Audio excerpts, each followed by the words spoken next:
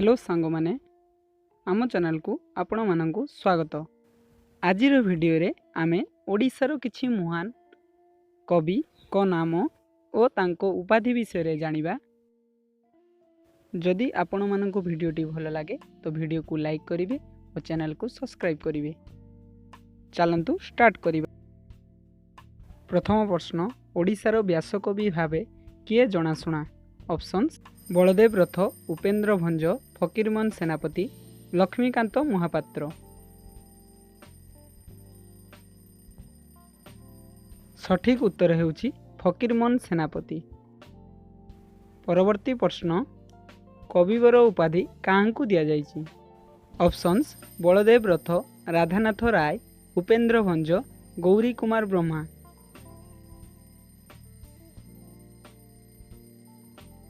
सठिक उत्तर हेउछि राधानाथ राय। परवर्ती प्रश्न, ओडिशा रे कवि सूर्य भावे किए जनाशुना? ऑप्शन गुड़िक लक्ष्मीकांत महापात्र, बलदेव रथ, कृष्णप्रसाद बसु, मधुसूदन दास। सठिक उत्तर हेउछि बलदेव रथ। परवर्ती प्रश्न, कवि सम्राट उपाधि काहांकु दिया जाइछि? ऑप्शंस: उपेन्द्र भंज, बलदेव रथ, लक्ष्मीकांत महापात्र, भीम भोई।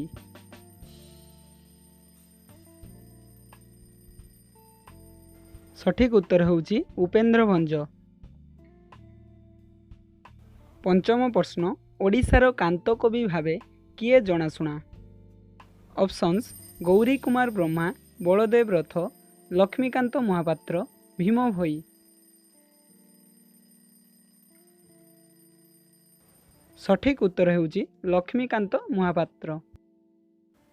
षष्ठ प्रश्न, ओडिशार विप्लवी कवि किए? ऑप्शन: उपेन्द्र भंज, कृष्णप्रसाद बसु, भीम भोई, रवि सिंह। सठिक उत्तर कमेंट बॉक्स रे लिखंतु। सठिक उत्तर हेउछि रवि सिंह। सप्तम प्रश्न, कवि मंजुल उपाधि काहांकु दिया जाइछि? ऑप्शन: बलदेव रथ, राधानाथ राय, कृष्णप्रसाद ब्रह्मा, गौरी कुमार ब्रह्मा।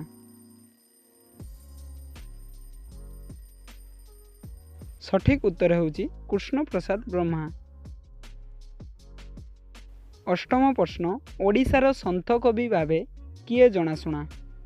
ऑप्शंस: उपेन्द्र भंज, बलदेव रथ, लक्ष्मीकांत महापात्र, भीम भोई।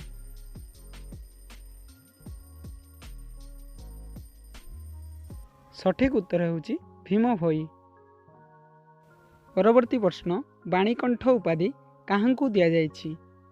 ऑप्शन: गौरी कुमार ब्रह्मा, बलदेव रथ, लक्ष्मीकांत महापात्र, निमाई चरण हरिचंदन। सठिक उत्तर हेउछि निमाई चरण हरिचंदन। आजिर शेष प्रश्न, ओडिशार व्यंग कवि भावे किए जनाशुना? ऑप्शन: बलदेव रथ, उपेन्द्र भंज, गदावरीश महापात्र, लक्ष्मीकांत महापात्र। सठिक उत्तर होछि गदावरीश मिश्र। जदि आपनको वीडियोटी भल लगी थाए तो चैनल को सब्सक्राइब करिवे और बेल आइकन को मध्य दबाई देवे। Thanks for watching.